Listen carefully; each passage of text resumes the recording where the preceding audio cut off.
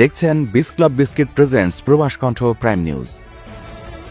মৃত্যু বিষয়টা হয়তো এমনই, পরোয়ানা যখন আসে স্থান কাল পরিস্থিতি সবকিছুই হয়ে যায় খুবই তুচ্ছ। তেমনই এক ঘটনা ঘটেছে কুয়ালালামপুরে। হাজার হাজার পর্যটকের মতো আজও মালয়েশিয়া ঘুরতে কুয়ালালামপুর বিমানবন্দরে নামেন বাংলাদেশি মুজাহিদ দম্পতি। পৌঁছানোর পর ঘণ্টাও পেরোয়নি, বিমানবন্দর থেকে একটি ক্যাব ভাড়া করে গন্তব্যে যাওয়ার পথেই এক মদ্যপ চালকের বেপরোয়া শিকারে পরিণত হন তারা। সংঘর্ষে ঘটনাস্থলে প্রাণ যায় মুজাহিদের, আর হাসপাতালের বিছানায় ভাঙা পা নিয়ে ছটফট করছেন তার স্ত্রী নাফিসা।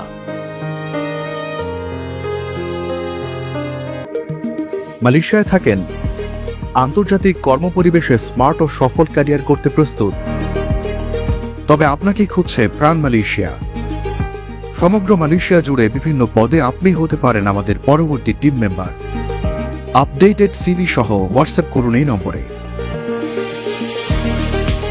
বৃহস্পতিবার ভোরবেলা কুয়ালালামপুরের রাজপথে ঘটে যাওয়া এই মর্মান্তিক ঘটনাটি যেন এক নিমেষে ভেঙে চুরমার করে দিল দুটি তাজা প্রাণ ও একটি পরিবারের সব স্বপ্ন। হবিগঞ্জের এই তরুণ দম্পতি 2 বছর আগে বিবাহ বন্ধনে আবদ্ধ হয়েছিলেন। এই দম্পতির এটি ছিল মালয়েশিয়ায় দ্বিতীয় সফর।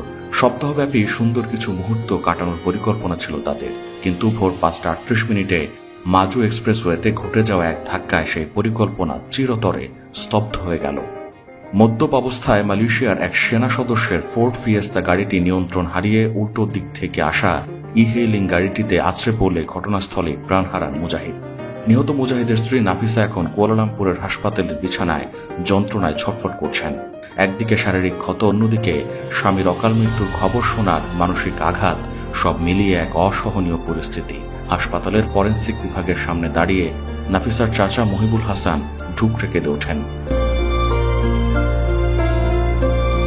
ক্ষোভ আর হাহাকারের সুরে বলেন, তারা তো শুধু ট্যুরিস্ট ছিল, কেন মদ্যপ অবস্থায় মানুষ গাড়ি নিয়ে রাস্তায় বের হয়?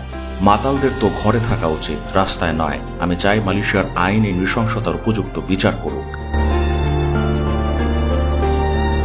ইতিমধ্যে পুলিশ অভিযুক্ত চালককে আটক করেছে। 1987 সালের সড়ক পরিবহন আইনের ধারায় তার বিরুদ্ধে মামলা দায়ের করা হয়েছে। ব্রেথলাইজার পরীক্ষায় তার মদ্যপানের বিষয়টি নিশ্চিত হয়েছে। এখন শুধু দেখার বিষয় মালয়েশিয়ার আদালতে মর্মান্তিক ঘটনার পেছনে থাকা ব্যক্তিটিকে কি সাজা দেয়। মুজাহিদ হয়তো আর কোনোদিন ফিরবেন না, কিন্তু নাফিসার ভাঙা পা আর ক্ষতবিক্ষত হৃদয়ের কান্না হয়তো অনেকদিন মালয়েশিয়ার আকাশ বাতাসকে ভারী করে রাখবে। একটি সুন্দর যুগলের জীবনের এই পরিণতি যেন কোনো দম্পতির জীবনে না আসে, সেটি বলছেন মালয়েশিয়া প্রবাসীরা। প্রবাস কণ্ঠ নিউজ ডেস্ক।